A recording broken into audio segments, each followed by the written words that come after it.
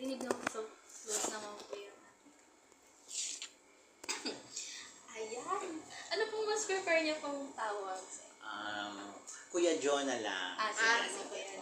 Tapos lahat ng tawag sa akin, pati mga client, Lucho, yan sa labas, Kuya John. Start po tayo sa ano lang, getting to know each other. Oo po, ayan na. So, sir, kamusta po kayo ngayon? Ngayon, mabuti. Malakas. Masaya. Oo. Yun. Paano po niyo nasabing mabuti sir, masaya? Mabuti kasi masaya dahil sa inyo. Diba? Nandito kayo, kumbaga binigyan nyo kami ng importance or ng halaga na malaman din yung side ng kung makilala din yung isang HIV counselor. Sir, matanong ko lang po, ilang taon na po kayo? Ay, naku, I'm golden cage. 50 na ako. So, 50 years old po. Sa in-service naman po, as HIV counselor or case manager po, ilang taon na po kayo in service? As HIV counselor, since 9 years. Oo, pero all in all, nag-start ako dito sa advocacy na to. Nasa 12 years na siguro. Okay po. That was 2012 or 2013. So, tagal na sir. A decade na din. So, ano naman po yung nararamdaman niyo ngayon? Bago po tayo mag-start? Kinakabahan ako, baka ano yung tanong niya sa akin. I know. Hindi. Yun nga, gaya na sabi ko kanina, di ba? So, hindi naman yung feeling masaya dahil nga dito magkaroon tayo ng magkakaroon kayo ng kaalaman about HIV counselor, and at the same time, may makakwentuhan din kami na aming mga experiences. Diba? So, Sir Ann, let's proceed na po sa proper Sure. request. Sir, ano po yung masasabi niyo tungkol po sa experiences niyo sa loob po ng 9 years as HIV counselor po? Oh my God. Maraming experiences, iba-iba. May masaya, may mas masaya, at may malungkot. Siyempre, hindi laging masaya. Siyempre, when it comes to, as an HIV counselor, gusto mo laging makatulong. Kaya lang kasi, once na naging failure ka sa pagtulong, yun, malungkot, nakakaiyak. Sa paanong way niyo po nasasabi na pag naging failure po? Kasi ako, speaking for myself, based on my experiences, siguro nung bago-bago pa lang ako as an HIV counselor, hindi pa ganun kalawak yung knowledge ko kung paano makipag-deal sa tao, makipag-usap, kung paano ko ba siya i-counsel. Although, nakapag-training naman ako, kaya lang, syempre yung experience, iba pa rin eh, diba? Yun, merong mga tao na nagpapatest. Ika-counsel mo sila kung ano yung kahalagahan ng testing, ganyan. Tapos, nano-active naman yung result nila. Yun, convince mo ba rin sila na dapat tuloy-tuloy ito, ha? Yan, hindi magbabago tong result na to every time na magpapatest ka. Kaya lang kasi may dumarating sa na biglang mawawala sila. Hindi na magpapatest. Tapos, isang araw babalik sa'yo magpapatest. And it turns out na reactive na sila. Kakaiyak. Sabi kong gano'n, ano ba? Nagkulang ba ako ng pagka-counsel sa inyo, pag-usap, ganyan, pagpapaliwanan. Siguro, sila na rin nagsasabi na hindi naman. Dahil sila kasi yung bilang nawala. Siyempre, kumbaga may buhay din sila sa sarili nila. Kaya lang yun, nakakalungkot nga na pagbalik sa muling pagkikita namin gano'n na yung status nila. Sir, the moment na pag bumabalik sila na reactive, ano po yung, kumbaga, paano po kayo nagdi-deal sa emotions niyo? Since sinabi niyo po nakakaiyak. As in, literally, umiiyak ako para sa kanila. Although, dapat hindi. Kasi dapat ipakita mo na ano. Kaya lang, na ano ko saan ako nagkulang? Kaya, inisip ko talaga failure ako sa HIV counselor. Kasi, dumating sila sa ganung status. Na, pero gaya nga, minsan inaano ko na yung sarili ko na, hindi. Kasi may sarili silang pag-iisip, may sarili silang kung anong gusto nilang gawin sa buhay nila. Kumbaga ako yung gumagabay lang naman sa kanila. Ayun, bali, sabi ko, sige, nandito na to. May gamot naman, dito na tayo sa gamutan. So, ibang counseling naman yan, adherence to drug or adherence to medicine, to treatment. Yun naman yung patuloy kong kina-counsel sa kanila na para hindi sila mag-stop sa pag-inom ng gamot. Next po. So, sa 9 years po ninyo, maaari niyo po bang sabihin sa amin, ano po yung mga mahalagang karanasan niyo po? Mahalagang karanasan, number one, marami ka nakikilala tao. Siyempre, lalapit sila sa'yo, magpapatest, and then,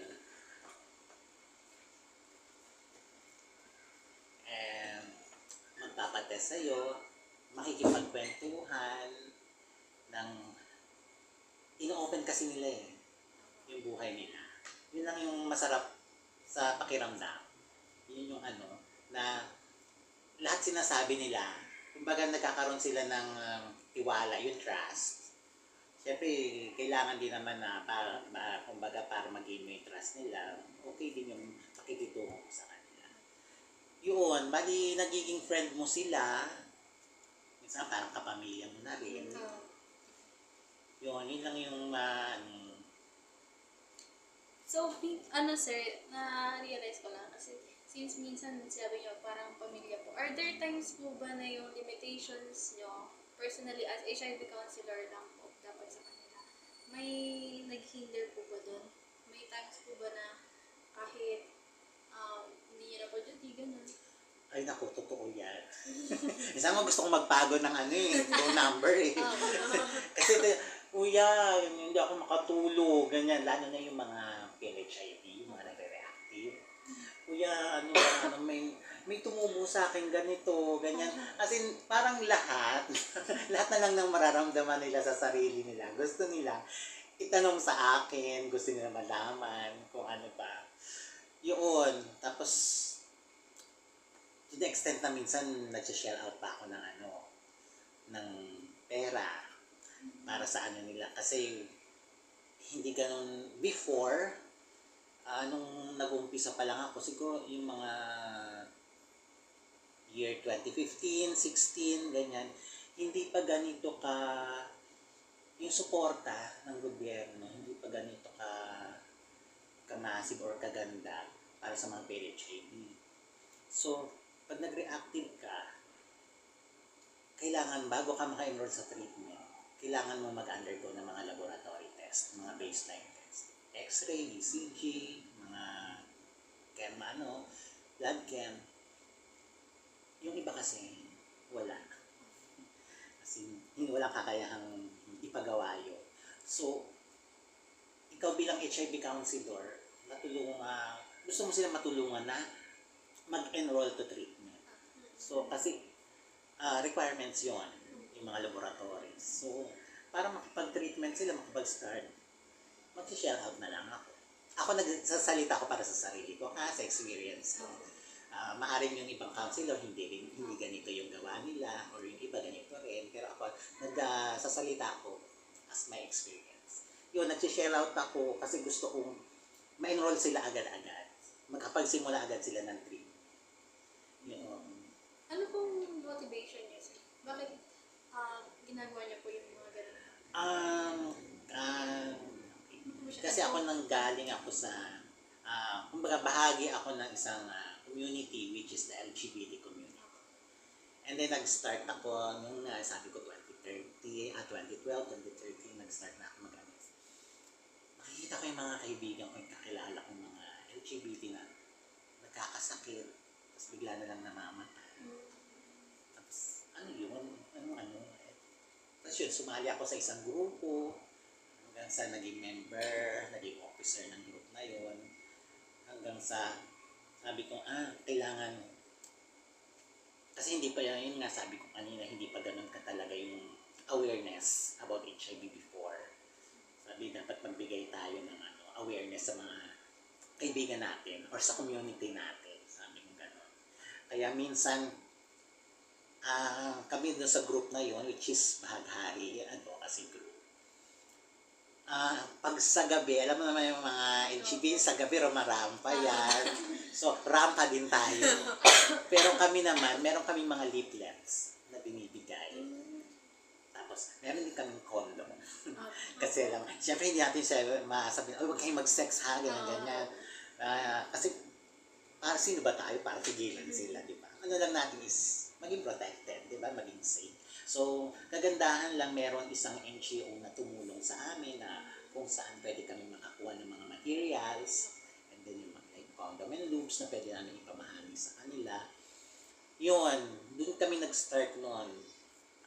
Gabi-gabi rin kami noon. Or minsan pag Sunday, kita-kita kami and then sa gabi, rampa tayo sa gabi ha, ayun. Bigay ng mga leaflets and then pag may mga nagtanong, kausapin sila, ganyan. Para sa inyo po, sir, sa mga naranasan nyo, ano tingin nyo po, ano po yung kahulugan ng mga yun? Love. Love, tapos yung pagtulong.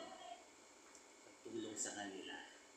Yun yung kahulugan ng ng ginagawa ko. Kasi kung wala kang nararamdamang love para sa kapwa mo, wala bahala sila dyan, ang lalandi kasi nila. Di ba? Ganyan isipin, ang lalandi nila, bahala sila mamatay sa sakit na yan. Kaya lang kasi, yung love and concern, yun yung umahano sa amin nararamdaman namin or yun yung nagiging motivation na namin.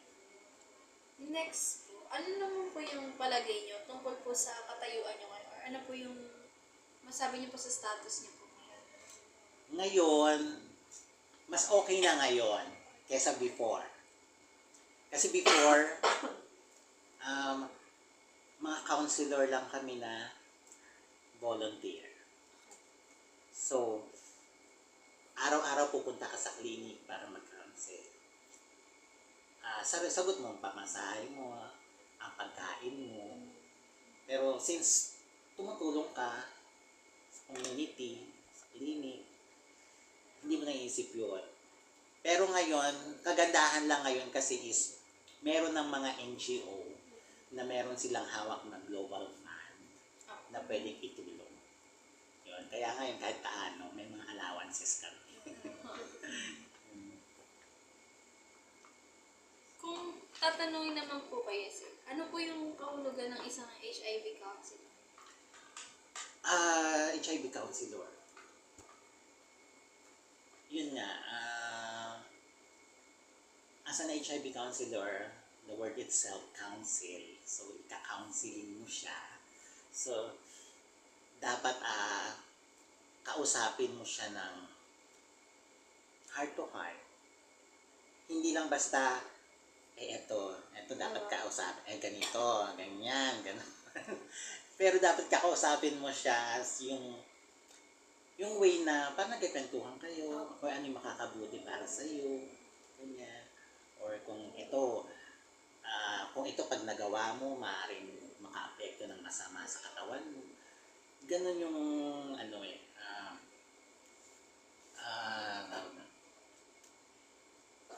yun. Sir, naalala ko lang kanina sa mga question na kapag reactive na umiiyak po kayo. Ano po yung naging coping mechanism nyo? Para po din yung emotional distress na yun. Ayun. Inaano ko rin sa sarili ko na iniisip ko pa rin na hindi pwedeng Kasi, kumbaga yung kausap mo is, na siya yung, hindi niya na alam kung ano yung gagawin niya. Parang naawa na siya sa sarili niya. Tapos ikaw umiiyak ka rin. Sabi ko, siguro hindi dapat talaga ganun. Although dapat paglabanan mo na ah, hindi man sa pagiging sabi mo, kailangan maging bato yung puso ko. Kailangan wala akong nararamdaman. Parang nonchalant, gano'n. Wala lang.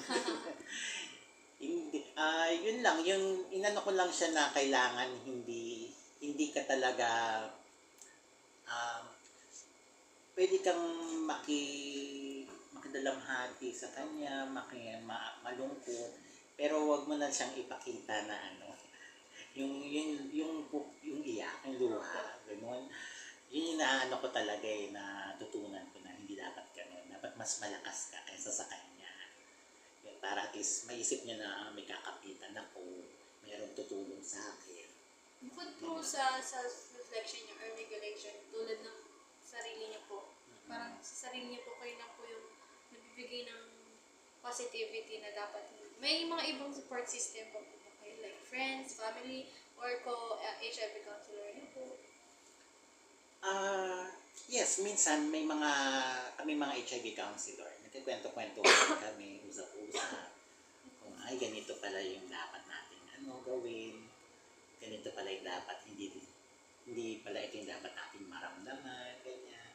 And then sa family, nakakatuwa lang na supportive sila sa ginagawa mo. Kasi nakikita nila na tumutulong. Minsan, uwi ka, bakit? May na-diagnose kasi ako nag-reactive. Kakalungkot. Kaya, nalulungkot din sila. Pero at least, hindi, mo na yun. Kumbaga, andyan ka naman Siyempre, tutulungan mo naman yun.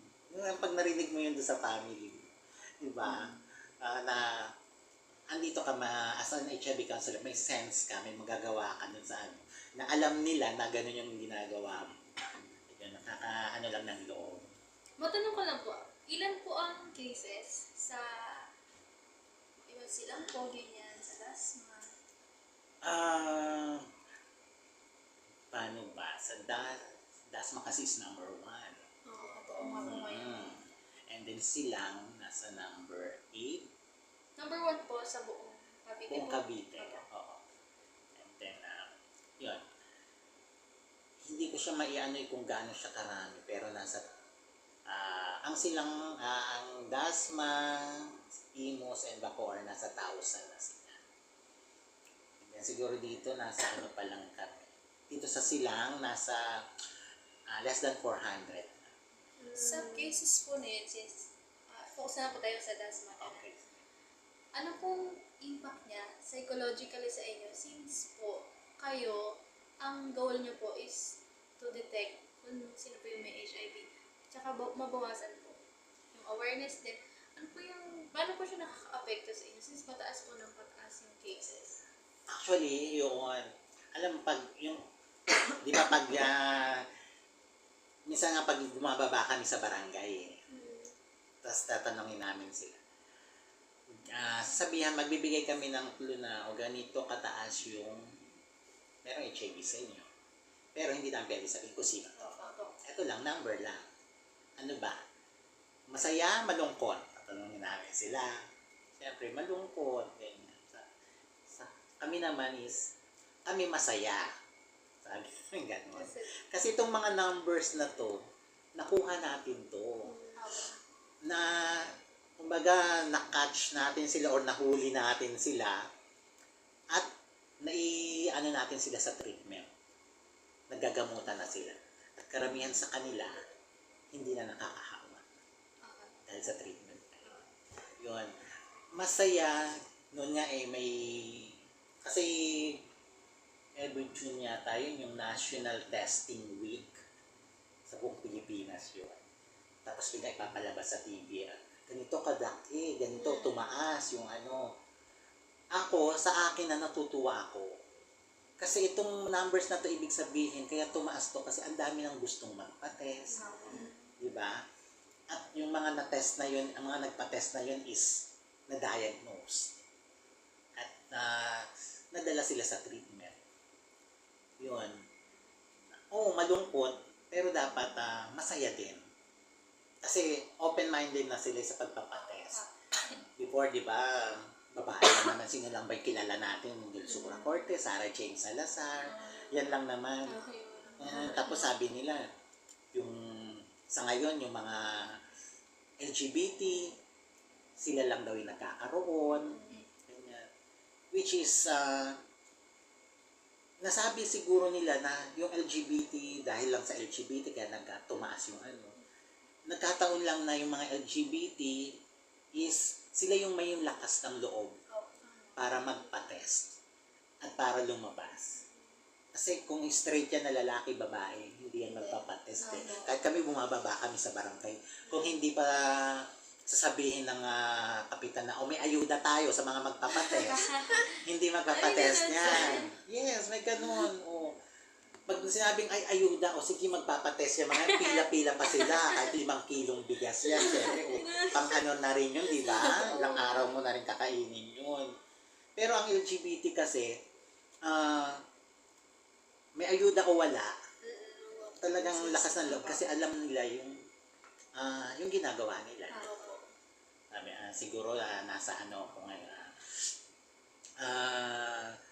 may ginagawa akong yung lifestyle ko, ganyan. Yun, kaya tumataas. Kumbaga, yun yung magandang malungkot na masaya. Pag tumataas yung numbers ng bilang ng na-diagnose.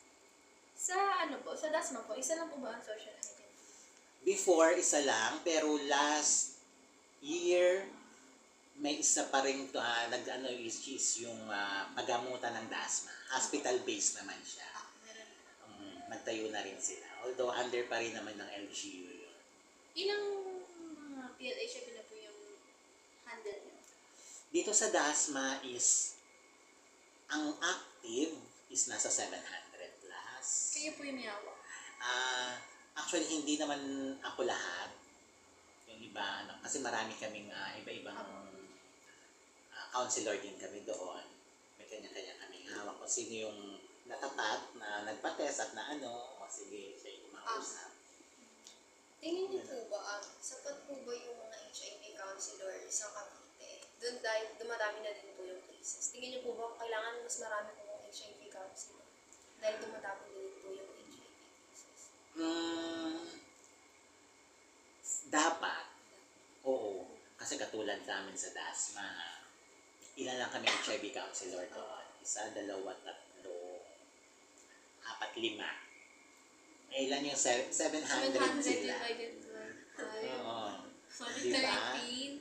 Parang 13%. Kaya yung iba doon, hindi mo na rin na dapat as an HIV counselor ka.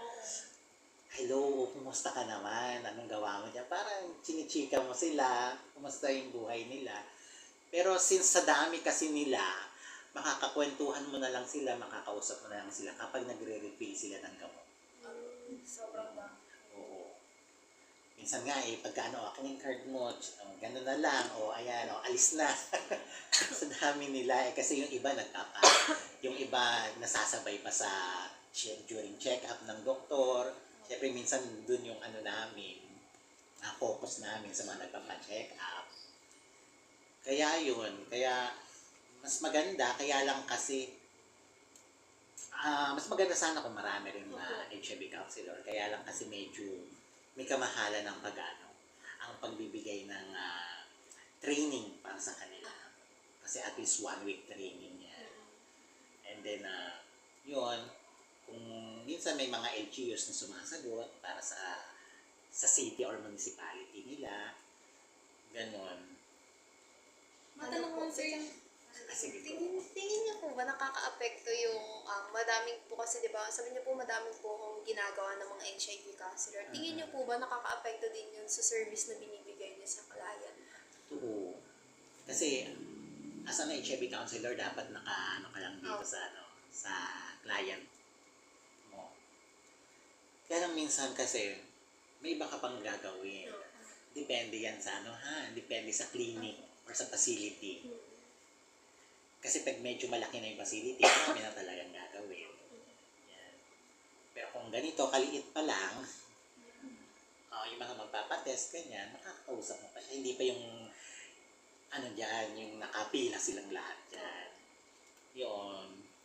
Tsaka nabanggit niyo po kanina na nagsusupport po sa inyo yung LGUs tsaka NGOs po. Mm-mm. Satisfied naman po ba kayo sa nabibigay nila na financial funds? Ganun? Yes naman.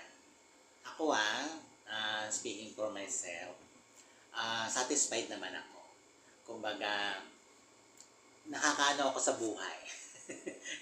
Yung everyday living ko, na tatawid ko. Yun.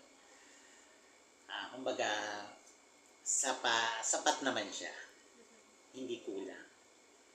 Yun. Masasabi niyo po ba na isa na po sa priority ng government ang magbibigay ng HIV awareness? Depende kasi. Sa Actually, sa LGU, siyempre hingi kami doon ng hingi kami ng pahintulot na makababa sa mga barangay para makapag-awareness. Okay sa LGU, okay sa Office of the Mayor, pero pagdating minsan doon sa barangay, may nagiging yung tinatawag natin discrimination.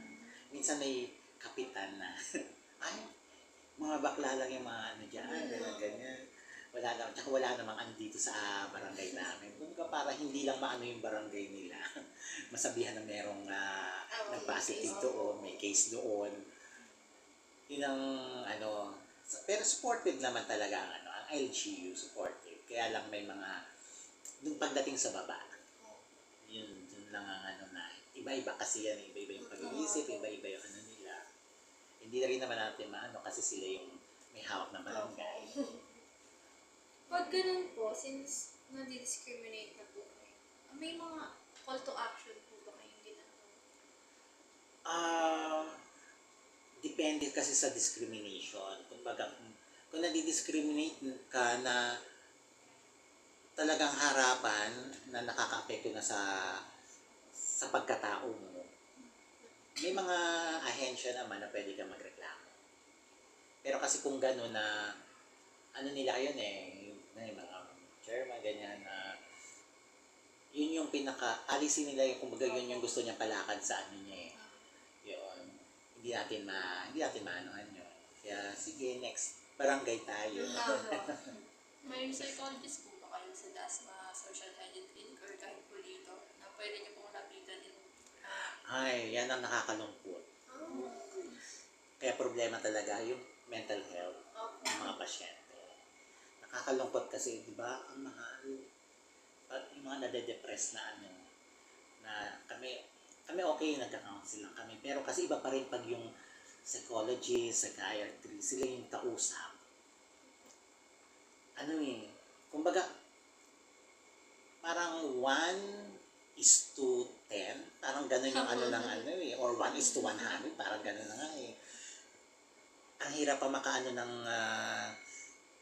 tawag dito, schedule sa mga psychiatrists, psychologists na ang hirap pa yun din talaga yung problema pag nag-usap-usap kami, paano kaya pag nag-breakdown to na dapat ang kakausap talaga sa kanya is yung Kumbaga wala po kayong tao na pwede niyang i-refer from meron like dito kasi sa merong mga nagbibigay serbisyo.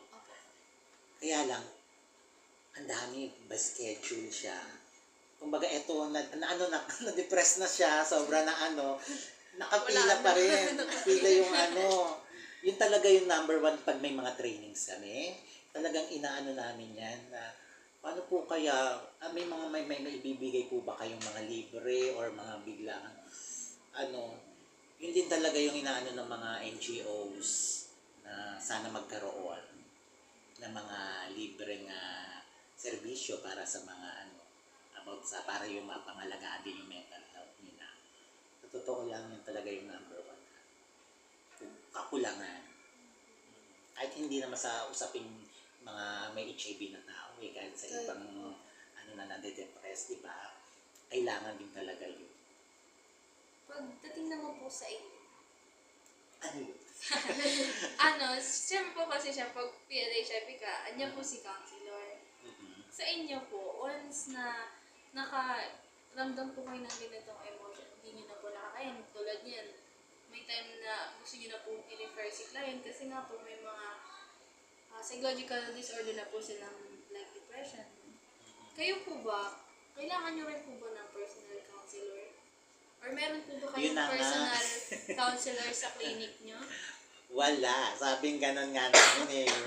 May inatenan akong training. Apo. Puro counselor yun. Sabi ganun. Paano na lang kaya tayo? Sino na magka-counsel sa atin kapag tayo naman yung nadidepress? Tapos sabi naman yung isa, alam mo, ako pumupunta ako dun sa co-counselor ko. Siguro iba yung pananaw niya, iba yung maisa niya sa akin. Although, hindi yung kasama mo yung sa ibang lugar. For example, silang to, punta ako ng like GMA or ng TAMSA, ganyan. Kausapin ko siya kasi kumbaga dito kasi sa Cavite, magkakakilala yung mga HIV counselor dito. Kaya, ganito, may problema or hindi ako Siyempre, iba pa, kasi hindi naman kayo lagi may mga maibibigay siya sa yung counseling or advice na yun lang yung namin talaga pagdating sa training. Tapos nagtatawanan na lang kami. Sino kayo mag-aano sa atin? Sir, paano nyo naman po madedescribe yung emotions nyo po as HIV counselor? Ayun, mixed emotion. Diba? Masaya. Masaya ako kasi one time may sa isang apps. Apo. Tapos, for apps siya for LGBT. Tapos, Kuya Joe, nakikilala mo pa ba ako? Wala, sino ka? Sabi ko gano'n. Si ganyan, nag-mention siya ng name niya. Ano mo ba, lagi ako nagpapatest sa'yo, ikaw nagtitest sa akin before. Sabi niya gano'n. Alam mo, naging kita, naisip ko nun, gusto kong maging katulad mo rin. Sabi niya gano'n. Actually, nandito ngayon ako sa Bulacan. May grupo na ako. Sabi, tumutulong din kami sa mga PLHIVs, nagtitest din kami. Kasi ikaw yung naging ko, parang mentor ko. Ikaw yung tinignan ko noon. Naiyak ako doon. Masaya na naiyak ka, masaya na. May ganun kang tawag dito.